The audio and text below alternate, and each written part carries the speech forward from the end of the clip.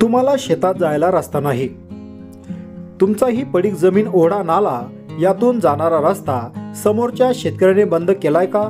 तर मग तुम्हीही मामलेदार कोर्ट कायदा 1906च्या कलम 5 नुसार किंवा मग तुमच्या जमिनीला रस्ताच अस्तित्वात नसेल तर तुम्ही महाराष्ट्र जमीन महसूल अधिनियमन 1966च्या कलम 143 नुसार तहसीलदार यांच्याकडे एक अर्ज करून शेत रस्ता मिळवू शकता। शेतात जायला रस्ताच नाही तर तुम्ही एक अर्ज करून फक्त 8 दिवसात रस्ता मिळवू शकता। तर मित्रांनो, यासाठी आपल्याला काय उपाययोजना करायची आहे तर चला पाहूया सविस्तर माहिती। तर मित्रांनो, सर्वात महत्त्वाचा मुद्दा म्हणजे वादाची पार्श्वभूमी आहे। तर वारसा हक्कामुळे सध्या जमिनीचे विभाजन होत आहे, कमाल जमीन धारणही कमी झाली आहे। परिणामी सध्या गावामध्ये शेतकऱ्यांना शेतरस्ता नसल्याची बिकट समस्या जाणवत आहे। पूर्वी प्रति शेतकरी जमिनीचे प्रमाण जास्त असल्यामुळे शेतकरी एकमेकांना सहकार्य करून बांधावरून चाकोरी ठेवून रस्ता ठेवत होते, परंतु ओढा, नाला, पडीक जमिनीमधून काही शेतकरी आपल्या शेतात जात होते। मात्र आता वाटणी होऊन जमिनी कमी होऊन वहिवाटी रस्ते आणि शेतात जायला नवीन रस्ता नसल्याने शेतकऱ्यांमध्ये मोठा वाद निर्माण होत आहे। तर मित्रांनो, सर्वात महत्त्वाची अडचण काय आहे हे आपण या व्हिडिओच्या माध्यमातून समजून घेऊया। तर मित्रांनो, तुम्हाला जर रस्ताच नसेल तर रस्ता कसा मिळवायचा हे आपण या व्हिडिओच्या माध्यमातून मित्रांनो जाणून घेणार आहे। परंतु या व्हिडिओला सुरुवात करण्याआधी मित्रांनो, तुम्ही शेतकरी असाल आणि तुम्हाला अद्यापही जर रस्ता नसेल तर नक्कीच कमेंट बॉक्समध्ये कमेंट करून कळवायचं आहे। आणि मित्रांनो, तुम्ही अद्यापही आपल्या चॅनलला जर सबस्क्राईब केलं नसेल तर सर्वप्रथम चॅनलला सबस्क्राईब करून घ्या आणि बाजूला असलेल्या बेल आयकॉनला सुद्धा नक्कीच प्रेस करून घ्या।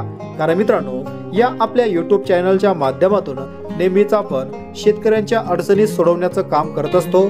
तर प्रत्येक शेतकऱ्याला प्रत्येक योजनेचा, प्रत्येक अडचणीचं समाधान मिळावं म्हणून चॅनलला नक्कीच सबस्क्राईब करून बाजूला असलेल्या बेल आयकॉनला प्रेस करायचा आहे।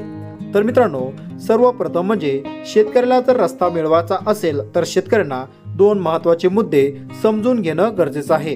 त्यातला महत्त्वाचा मुद्दा म्हणजे जर तुमचा रस्ता हा वडिलोपार्जित आहे आणि तुम्ही त्या रस्त्यावरून ट्रॅक्टर, तुमची शेतीच्या सर्व साधनांची वाहतूक वर्षानुवर्षे करत आहात, मात्र अचानक एखाद्या शेतकऱ्याने तुमचा रस्ता बंद केला किंवा तुमचा रस्ता हा नांगरून टाकला, तर आपल्याला रस्ता जर मिळवायचा असेल तर कोणती शक्कल लढवायची आहे?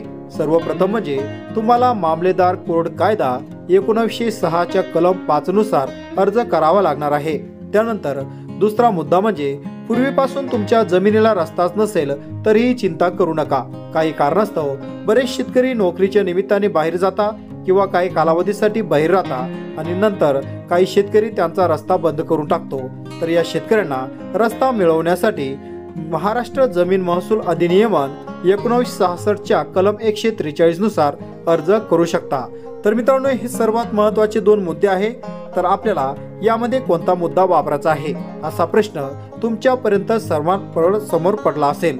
तर मित्रांनो, सर्वात महत्त्वाचा मुद्दा म्हणजे तुम्ही अर्ज करून कोणत्या प्रकारे अर्ज या ठिकाणी मिळून रस्ता मिळवू शकता। तर सर्वात महत्त्वाचा, मामलेदार कोर्ट कायदा 1906च्या कलम 5 नुसार रस्ता मिळवण्यासाठी अर्ज करणं एकदम पर्याय उत्तम आहे। तर हा पहिला उत्तम, त्यासाठी आधीपासून तुमचा रस्ता वहिवाटी असणं आवश्यक आहे। मामलेदार कोर्ट कायदा 1906च्या कलम 5 नुसार अर्ज केल्यास तुम्हाला तुमचा रस्ता 8 दिवसात खुला करून दिला जाऊ शकतो। हा महत्त्वाचा मुद्दा। आणि मित्रांनो, हा अर्ज कसा करायचा तर मी या व्हिडिओच्या माध्यमातून काही महत्त्वाचे स्क्रीनशॉट या व्हिडिओमध्ये शेअर केले आहेत। तर अशा प्रकारे तुम्ही हा अर्ज करून तुम्ही तहसीलदार कार्यालय यांच्याकडे हा अर्ज करून तुम्हाला जास्तीत जास्त 8 दिवसात हा रस्ता मिळू शकतो। तर अशा प्रकारे माननीय तहसीलदार साहेब यांच्या म्हणजे तालुक्याच्या ठिकाणी अर्ज मामलेदार कोर्ट कायदा 1906च्या कलम नुसार मी शेत रस्त्यासाठी अर्ज करीत आहे। तर हा महत्त्वाचे स्क्रीनशॉट तुम्ही अर्जामध्ये रूपांतर करून तुम्ही 8 दिवसाच्या आतमध्ये रस्ता मिळू शकता। तर मित्रांनो, अशा प्रकारे असेच नवनवीन व्हिडिओ तुमच्यापर्यंत सर्वात आधी पोहोचावे आणि प्रत्येक योजनेची व्हिडिओ आणि प्रत्येक समस्या तुमच्या सोडवण्यात याव्या म्हणून आपल्या चॅनलला नक्कीच सबस्क्राईब करा। आणि मित्रांनो, आशा करतो हा व्हिडिओ तुमच्यासाठी खूप फायद्याचा ठरला असेल। व्हिडिओ आवडल्यास एक लाईक करायचा आहे आणि मित्रांनो, चॅनलला नक्कीच सबस्क्राईब करून बाजूला असलेल्या बेल आयकॉनला सुद्धा नक्कीच प्रेस करायचं आहे.